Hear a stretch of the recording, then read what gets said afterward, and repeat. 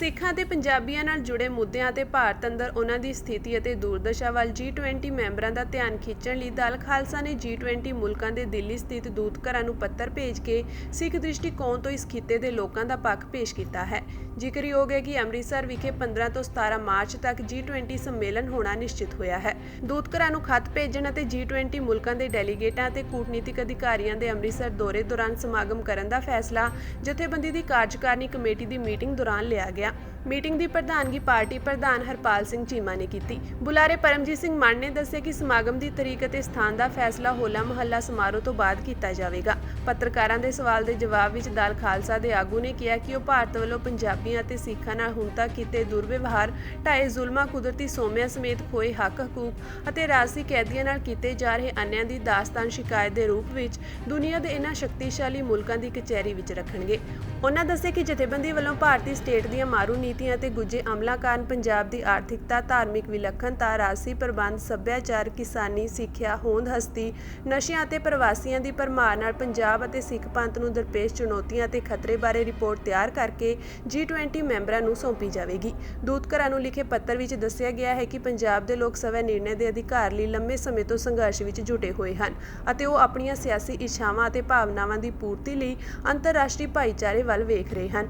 ਦੂਤਘਰਾਂ ਨੂੰ ਲਿਖੇ ਪੱਤਰ ਵਿੱਚ ਦੱਸਿਆ ਗਿਆ ਹੈ ਕਿ ਪੰਜਾਬ ਦੇ ਲੋਕ ਸਵੈ ਨਿਰਣੇ ਦੇ ਅਧਿਕਾਰ ਲਈ ਲੰਮੇ ਸਮੇਂ ਤੋਂ ਸੰਘਰਸ਼ ਵਿੱਚ ਜੁਟੇ ਹੋਏ ਹਨ ਅਤੇ ਉਹ ਆਪਣੀਆਂ ਸਿਆਸੀ ਇੱਛਾਵਾਂ ਅਤੇ ਭਾਵਨਾਵਾਂ ਦੀ ਪੂਰਤੀ ਲਈ ਅੰਤਰਰਾਸ਼ਟਰੀ ਭਾਈਚਾਰੇ ਵੱਲ ਦੇਖ ਰਹੇ ਹਨ। ਪੱਤਰ ਵਿੱਚ ਜ਼ੋਰ ਦਿੱਤਾ ਗਿਆ ਹੈ ਕਿ G7 ਦੀ ਤਰ੍ਹਾਂ G20 ਵੀ ਮੈਂਬਰ ਦੇਸ਼ਾਂ ਦਰਮਿਆਨ ਵਪਾਰ ਅਤੇ ਵਣਜ ਵਿੱਚ ਰੁਕਾਵਟਾਂ ਅਤੇ ਮੁਸ਼ਕਲਾਂ ਦੇ ਮੂਲ ਕਾਰਨਾਂ ਦੀ ਖੋਜ ਕਰਨ ਵਿੱਚ ਅਸਫਲ ਹੈ।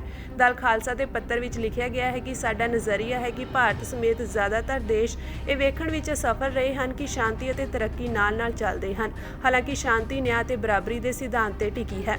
ਪੱਤਰ ਵਿੱਚ ਅੱਗੇ ਲਿਖਿਆ ਹੈ ਕਿ ਪਿਛਲੇ 7 ਦਹਾਕਿਆਂ ਤੋਂ ਵੀ ਵੱਧ ਸਮੇਂ ਤੋਂ ਸਿੱਖ ਅਤੇ ਪੰਜਾਬੀ ਭਾਰਤ ਸਰਕਾਰ ਦੇ ਤਸ਼ੱਦਦ ਅਤੇ ਅਨਿਆਂ ਦੇ ਸ਼ਿਕਾਰ ਹਨ।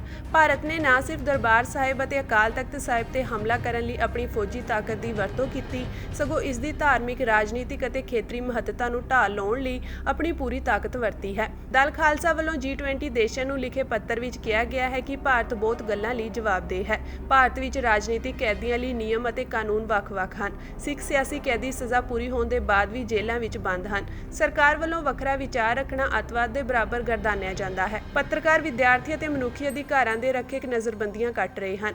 ਪੱਤਰ ਵਿੱਚ 2002 ਵਿੱਚ ਗੁਜਰਾਤ ਕਤਲੇਆਮ ਦੌਰਾਨ ਨਰਿੰਦਰ ਮੋਦੀ ਦੀ ਭੂਮਿਕਾ ਦੀ ਆਲੋਚਨਾ ਕਰਨ ਵਾਲੀ BBC ਦਸਤਾਵੇਜ਼ੀ ਵਰਗੀਆਂ ਡਾਕੂਮੈਂਟਰੀਆਂ ਤੇ ਪਾਬੰਦੀ ਲਗਾਉਣਾ, ਭਾਰਤ ਸਰਕਾਰ ਨੇ ਬਦਲਾ ਲੈਣ ਲਈ BBC ਦੇ ਦਫ਼ਤਰਾਂ ਤੇ ਇਨਕਮ ਟੈਕਸ ਵੱਲੋਂ ਕੀਤੀ ਗਈ ਛਾਪੇਮਾਰੀ ਬਾਰੇ ਵੀ ਲਿਖਿਆ ਗਿਆ ਹੈ। ਦਲ ਖਾਲਸਾ ਨੇ ਲਿਖਿਆ ਕਿ ਅਜੋਕੇ ਸਮੇਂ ਦੀ ਹਿੰਦੂਤਵ ਸਰਕਾਰ ਦਾ ਹਿੰਦੂ ਰਾਸ਼ਟਰ ਵੱਲ ਵਧਣਾ ਸਪਸ਼ਟ ਹੈ। ਪੰਜਾਬ ਰਾਜ ਦੇ ਕੁਦਰਤੀ ਸਰੋਤਾਂ ਦੀ ਲੁੱਟ ਬੇਰੋਕ ਜਾਰੀ ਹੈ। ਕੇਂਦਰ ਸਰਕਾਰ ਦੁਆਰਾ ਨਿਯੁਕਤ ਕੀਤੇ ਪੰਜਾਬ ਦੇ ਰਾਜਪਾਲ ਬਨਵਾਰੀ ਲਾਲ ਪੁਰੋਹਿਤ ਨੇ ਅਸਹਿਮਤੀ ਦੀਆਂ ਆਵਾਜ਼ਾਂ ਅਤੇ ਸਵੈ ਨਿਰਣੇ ਦਾ ਅਧਿਕਾਰ ਮੰਗਣ ਵਾਲਿਆਂ ਵਿਰੁੱਧ ਸਰੀਰਕ ਹਿੰਸਾ ਦੀ ਧਮਕੀ ਦਿੱਤੀ ਹੈ।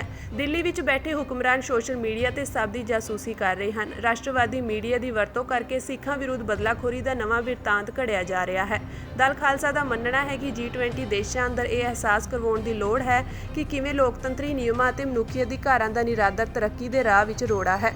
ਪੱਤਰ ਵਿੱਚ ਡੈਲੀਗੇਟਾਂ ਨੂੰ ਇਸ ਤਸਵੀਰ ਤੇ ਵਿਚਾਰ ਕਰਨ ਲਈ ਕੁਝ ਸਮਾਂ ਕੱਢਣ ਦੀ ਅਪੀਲ ਕੀਤੀ ਗਈ ਹੈ। ਦਲ ਖਾਲਸਾ ਨੇ ਅੰਮ੍ਰਿਤਸਰ ਆਉਣ ਵਾਲੇ ਡੈਲੀਗੇਟਾਂ ਤੋਂ ਮੁਲਾਕਾਤ ਲਈ ਸਮਾਂ ਲੈਣ ਦਾ ਫੈਸਲਾ ਕੀਤਾ ਹੈ ਤਾਂ ਜੋ ਮਿਲ ਕੇ ਉਹਨਾਂ ਸਾਹਮਣੇ ਸਿੱਖਾਂ ਅਤੇ ਪੰਜਾਬ ਦਾ ਪੱਖ ਰੱਖਿਆ ਜਾ ਸਕੇ।